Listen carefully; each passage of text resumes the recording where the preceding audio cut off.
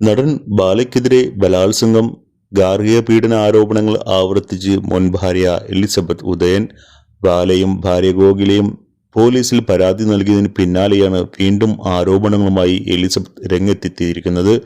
Case വന്നാലും ജയിലിൽ കിടക്കേണ്ടി വന്നാലും തന്നെ കൊന്നില്ലെങ്കിൽ എല്ലാം വിളിച്ചു പറയും എന്നാണ് എലിസബത്ത് പറയുന്നത്. ജൂനിയർ ആർട്ടിസ്റ്റുകളെയും മൈനർ പെൺകുട്ടികളെയും ബാലയും സുഹൃത്തും ചേർന്ന് ഗസ്റ്റ് ഹൗസിൽ കൊണ്ടുവരാറുണ്ടെന്നും ഉപയോഗിക്കാറുണ്ടെന്നും തന്റെ റൂമിലേക്ക് അന്യപുരുഷനെ കയറ്റി വിട്ടതായും എലിസബത്ത് പറയുന്നുണ്ട്. ഞാൻ ഇത്ര കാലമായിട്ട് എന്നെ റേപ്പ് ചെയ്തു, എന്നെ ഇത്തരത്തിൽ ഒക്കെ ഉപദ്രവിച്ചു എന്നൊക്കെ പറഞ്ഞിട്ട് ആരും കേസ് എടുത്തിട്ടില്ല. ഞാൻ കേസ് കൊടുത്തിട്ടില്ല, അതുകൊണ്ട് ആരും കേസ് എടുത്തിട്ടില്ല.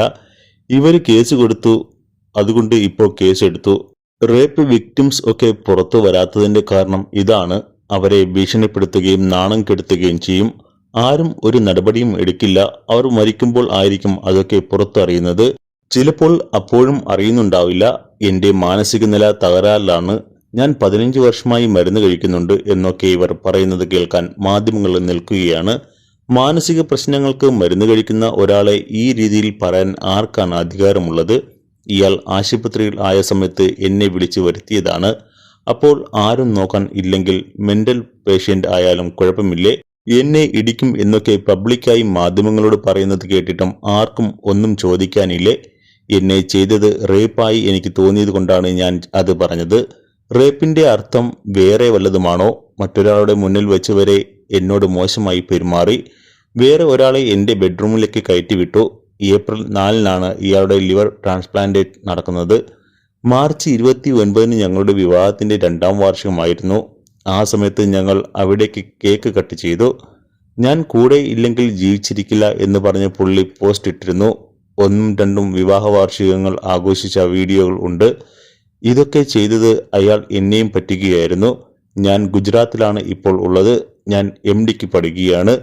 ഇയാൾ എന്റെ MD പരീക്ഷ തയ്യാറെടുപ്പുകൾ തടഞ്ഞ് എന്റെ ഹോൾ ടിക്കറ്റ് എടുക്കാൻ സമ്മതിക്കാതെ പരീക്ഷ എഴുതാൻ കഴിഞ്ഞില്ല. അതിന്റെ പേരിൽ കുറെ വഴക്കടിച്ചിട്ടുണ്ട്. ഇപ്പോൾ വീണ്ടും ഞാൻ പഠിക്കുകയാണ്. പോലീസ് സ്റ്റേഷനിൽ നിന്നും എപ്പോൾ വിളിച്ചാലും ഞാൻ വരും. എനിക്ക് യാതൊരു പ്രശ്നവുമില്ല. പോലീസ് സ്റ്റേഷനിൽ നിന്നോ കോടതിയിൽ നിന്നോ എപ്പോൾ വിളിച്ചാലും ഞാൻ വരുന്നതായിരിക്കും. എന്റെ തൃശ്ശൂരിലെ വീടിന്റെ വാതിൽ ചവിട്ടിപ്പൊളിക്കേണ്ട കാര്യമൊന്നുമില്ല. എന്റെ ഫോൺ നമ്പർ എന്തായാലും എന്റെ പഴയ നമ്പർ തന്നെയാണ്. അതുകൊണ്ട് നിങ്ങൾക്ക് എന്റെ ഫോൺ നമ്പറിൽ വിളിച്ചാൽ കിട്ടും. എന്താ ചെയ്യേണ്ടത് എന്ന് വെച്ചാൽ ചെയ്യാം. ഇതിലൊന്നും എനിക്ക് ഒരു നാണക്കേടുമില്ല. ഇനി ഞാൻ ഒളിവിലാണ് എന്ന് മാത്രം പറയരുത്. ഞാൻ ജയിലിൽ കിടക്കാൻ തയ്യാറാണ്. എനിക്ക് കുറെ ആൾക്കാരുടെ പേര് പറയാനുണ്ട്. അത് ഞാൻ കേസ് ആകുമ്പോഴേക്കും പറയാം എന്ന് വിചാരിക്കുന്നു. എന്നെ അതിനു മുമ്പ് കൊന്നില്ലെങ്കിൽ ഞാൻ എല്ലാം